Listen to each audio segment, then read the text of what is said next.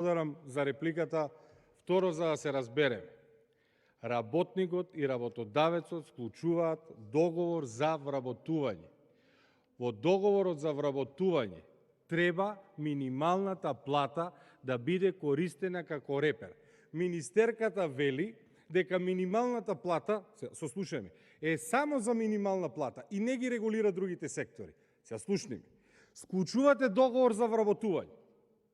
Со порастот на минималната плата треба да расте и платата.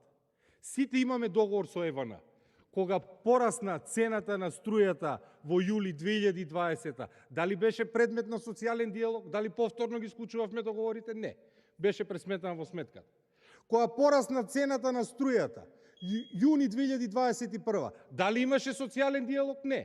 Повторно ни го пресметаа на сметките. Кога се покачи струјата, сега на почетокот на годината, скалесто се покачи и нашите сметки. Па за такво скалесто покачување зборуваме и кај договорите за вработување. Не можат во државата сите договори да важат, освен договорите за вработување. Срамно. Благодарам.